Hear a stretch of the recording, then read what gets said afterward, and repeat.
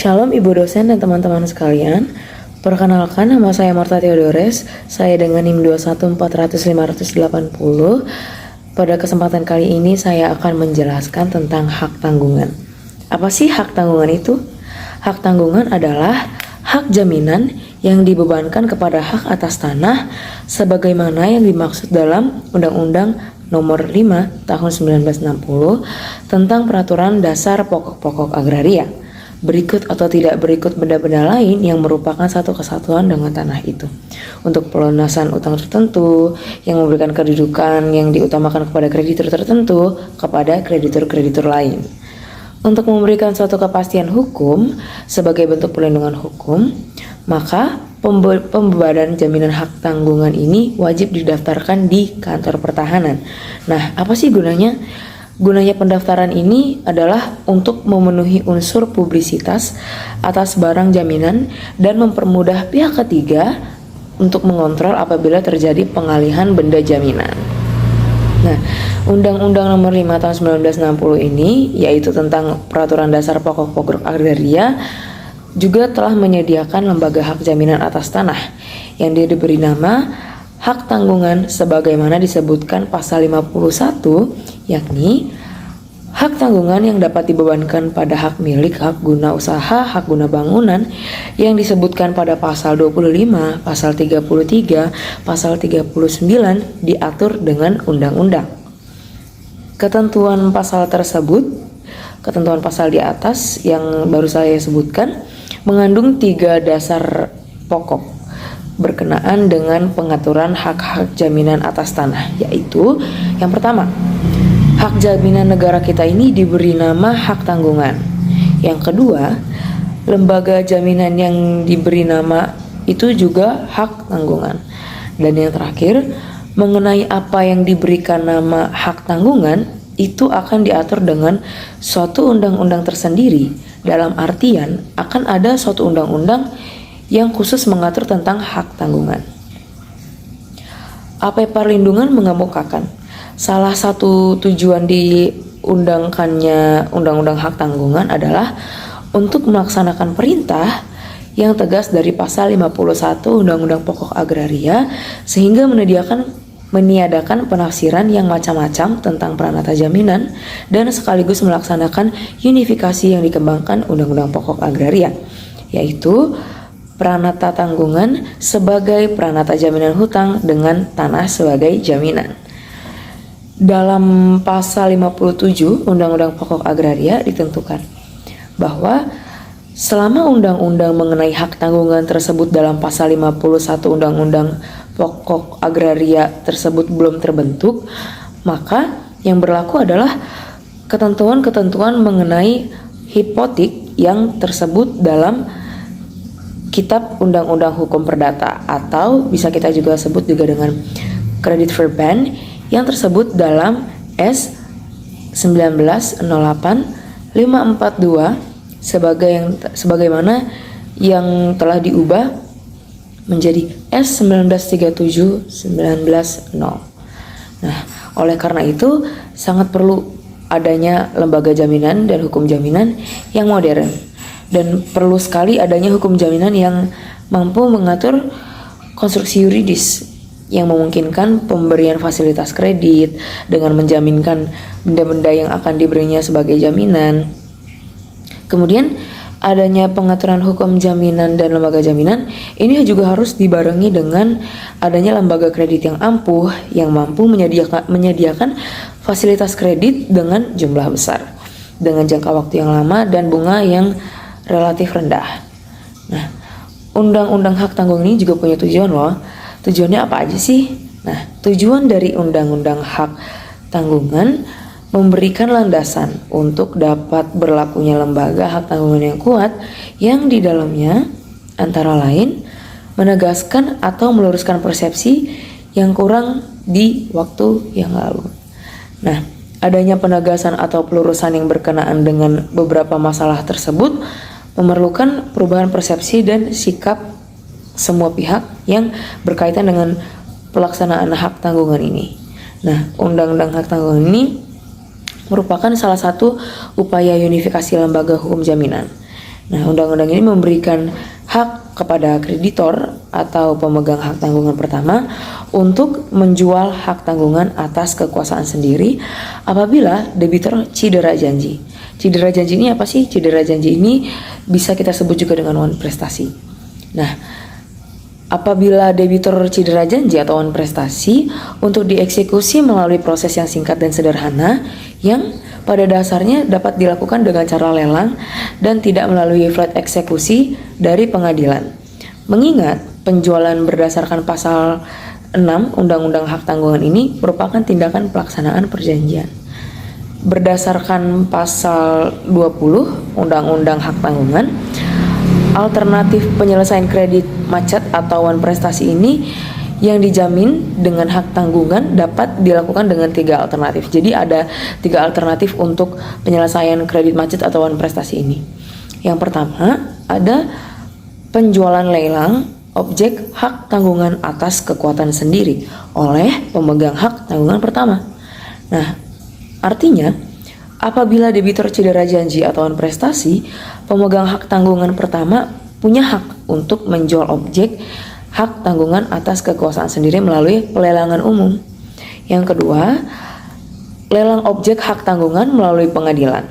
Nah, pengertian dari alternatif ini adalah apabila debitur cedera janji atau wan prestasi dan menolak atau bahkan melawan pelaksanaan lelang berdasarkan pasal 6 JO pasal 11 ayat 2 huruf E Undang-Undang Hak Tanggungan tersebut, maka dalam pasal 20 ayat 1 huruf B Undang-Undang Hak Tanggungan ditentukan bahwa berdasarkan title eksekutorial yang terdapat dalam sertifikat hak tanggungan objek tanggungan dapat dijual melalui pelelangan umum menurut tata cara yang sudah ditentukan dalam peraturan perundang-undangan. Dengan demikian, prosedur yang ditempuh adalah melalui lelang hak tanggungan dengan bantuan pengadilan negeri. Nah, untuk mendapat bantuan dari pengadilan negeri juga ada tata cara maupun prosedurnya. Nah, prosedurnya adalah diawali dengan permohonan dari kreditur kepada pengadilan negeri untuk melakukan eksekusi hak tanggungan. Nah, apabila pengadilan negeri ini menerima permohonan tersebut, maka pengadilan negeri akan menindaklanjuti dengan menerbitkan anmening atau teguran penetapan sita yang diikuti dengan penyitaan agunan dan mengeluarkan penetapan lelang. Nah, selanjutnya pengadilan negeri ini juga akan mengajukan permohonan lelang hak tanggungan tersebut ke Kantor Pelayanan Kekayaan Negara dan Lelang atau bisa kita sebut juga dengan KPKNL. Jadi KPKNL ini adalah Kantor Pelayanan Kekayaan Negara dan Lelang. Dan yang terakhir ada penjualan di bawah tangan. Alternatif ini atau penjualan di bawah tangan ini agak cukup berat karena untuk melaksanakan alternatif ini ada beberapa syarat yang harus kita penuhi. Nah, yang pertama harus ada kesepakatan harus ada kesepakatan antara pemberi dan pemegang hak tanggungan.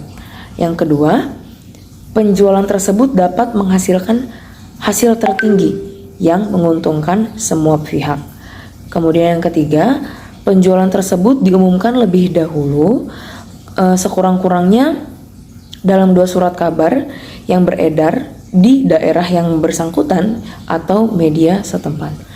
Dan yang terakhir, tidak boleh ada pihak yang menyatakan keberatan. Jadi kalau sudah memilih alternatif ini atau alternatif penjualan di bawah tangan, maka semua pihak yang bersangkutan ini tidak boleh menyatakan keberatan. Nah, berdasarkan 3 alternatif tersebut, 2 diantaranya ini merupakan institusi. Jadi 2 diantaranya ini menggunakan institusi lelang yang merupakan salah satunya itu institusi publik. Kemudian ada juga nih prosedur pembebasan hak tanggungan atas tanah. Apa aja sih? Ada dibagi menjadi 3. Yang pertama, didahului dengan perjanjian utang piutang sebagai perjanjian pokok. Kemudian yang kedua, dibuat atau ditandatangani akta pemberian hak tanggungan. Ketiga, yaitu pendaftaran AHPT. Nah, kemudian ada juga nih pembebasan hak tanggungan ini juga harus untuk melakukan pembebasan hak tanggungan kita juga harus memenuhi beberapa syarat. Ada beberapa syarat. Yang pertama itu pemberian hak tanggungan harus didahului dengan janji untuk memberikan hak tanggungan sebagai jaminan pelunasan utang. Kemudian yang kedua, ada pemberian hak tanggungan wajib memenuhi syarat spesialitas seperti nama identitas pemegang, kemudian pemberian hak tanggungan, domisili para pihak, dan lain-lain. Kemudian yang ketiga, pemberian hak tanggungan wajib memenuhi syarat publisitas. Yang keempat, sertifikat hak tanggungan adalah sertifikat yang mana itu sebagai bukti. Kemudian yang terakhir adalah batal demi hukum. Sebagai tanda bukti adanya hak tanggungan atas tanah atau objek, Kepala Kantor Pertanahan Kabupaten Kota setempat menerbitkan suatu sertifikat hak tanggungan yang di dalamnya terdapat atau memuat irah-irah dengan kata-kata demi keadilan berdasarkan ketuhanan yang Maha Esa. Sertifikat hak tanggungan diserahkan kepada pemohon pendaftaran, yaitu PPAT atau kepada pemegang hak tanggungan. Irah-irah demi keadilan berdasarkan ketuhanan yang Maha Esa yang dicantumkan dalam sertifikat hak tanggungan menegaskan bahwa adanya kekuatan eksekutorial apabila debitur ingkar janji atau wan prestasi. Bila debitur cedera janji atau wan prestasi, maka kreditur dapat langsung melakukan eksekusi objek jaminan tanpa harus mengajukan gugatan ke pengadilan atau period executory. Nah, period eksekusi adalah pelaksanaan prestasi yang dilakukan sendiri oleh kreditur atau orang yang berpiutang tanpa melalui hakim. Jadi, period eksekusi atau eksekusi langsung terjadi apabila seorang kreditur menjual barang-barang tertentu milik debitur tanpa mempunyai title eksekutorial.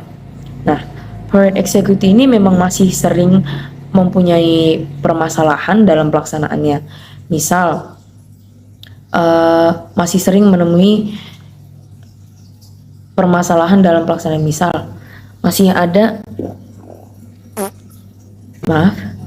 misalnya masih ada kerancuan antara period executi dan eksekusi berdasarkan Gross Act.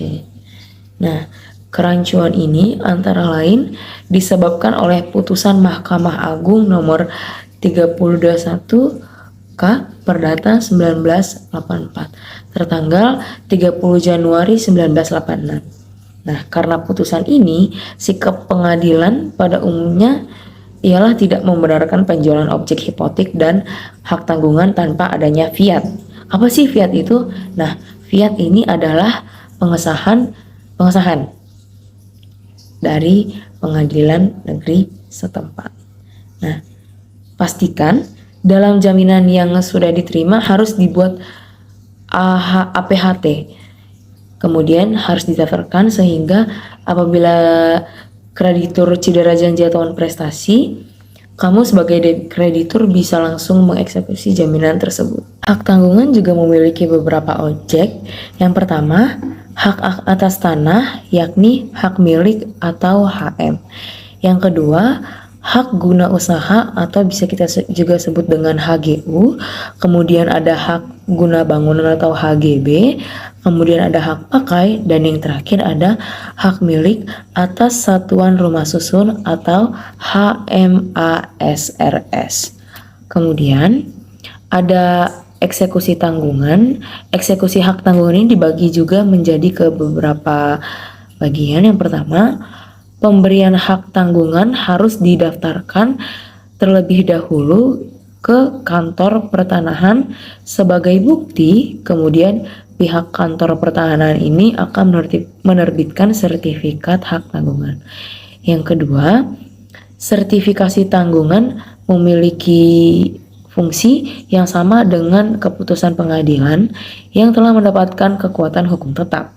Yang ketiga, berdasarkan kesepakatan bersama antara pemberi dan pemegang hak tanggungan, penjualan objek hak tanggungan dapat dilakukan di bawah tangan apabila akan menghasilkan keuntungan tertinggi. Kemudian, penjualan di bawah tangan tersebut hanya bisa dilakukan lewat 1 bulan setelah diberitahukan secara tertulis kepada pihak yang terkait atau setidaknya telah dimuat dalam 2 surat kabar di daerah setempat yang bersangkutan. Kemudian surat kuasa pemberi hak tanggungan ini harus diciptakan dengan akta notaris atau akta PPAT. Kemudian ada eksekusi hak tanggungan dapat dilakukan layaknya eksekusi putusan pengadilan dengan kekuatan hukum yang tetap. Kemudian ada juga eksekusi diawali dengan teguran dan diakhiri dengan pelelangan tanah yang dibebani dengan hak tanggungan. Setelahnya ada setelah pelelangan dilakukan, maka itu kan biasanya kan pelelangan itu kan akan menghasilkan uang, dan kemudian uang hasil dari lelang ini akan diserahkan kepada kreditur, dan kemudian tanah tersebut akan diroya dan diserahkan secara bersih kepada pembeli lelang. Yang terakhir, penjualan atau lelang terhadap suatu benda tetap harus diumumkan 2 kali dengan berselang 15 hari di surat kabar atau media yang terbit di kota setempat atau di kota yang berdekatan. Hak tanggungan ini juga punya asas loh. Nah, Undang-Undang Hak Tanggungan memuat berbagai pasal yang menjelaskan tentang asas-asas dari hak tanggungan tersebut. Nah, apa aja sih asas-asasnya? Asas-asasnya itu terbagi menjadi 14. Yang pertama, mempunyai kedudukan yang diutamakan bagi kreditur pemegang hak tanggungan. Kedua, ini juga tidak bisa dibagi-bagi. Yang ketiga, hanya dibebankan pada hak atas tanah yang telah ada. Yang keempat, dapat dibebankan selain tanah juga berikut benda-benda lain yang berkaitan dengan tanah tersebut. Yang kelima, dapat dibebankan atas benda lain yang berkaitan dengan tanah yang baru yang akan ada di kemudian hari. Yang keenam, sifat diperjanjikannya adalah tambahan. Yang ketujuh, dapat dijadikan untuk utang yang baru yang akan ada. Yang kedelapan, dapat menjamin lebih dari 1 orang. Yang kesembilan, mengikuti objek dalam tangan siapapun objek itu berada. Yang kesepuluh, tidak dapat disita oleh pengadilan. Yang kesebelas, hanya dapat dibedakan menjadi atas tanah tertentu. Yang ke-12, ini juga wajib didaftarkan.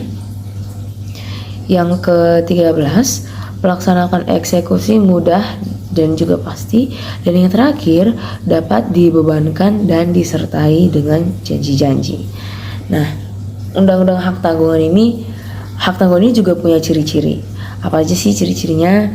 Nah, berdasarkan ketentuan pasal dan asas, terdapat unsur esensial yang merupakan sifat dan ciri dari hak tanggungan. Nah, ini terbagi menjadi 4 nih. Yang pertama, hak tanggungan merupakan hak jaminan kebendaan.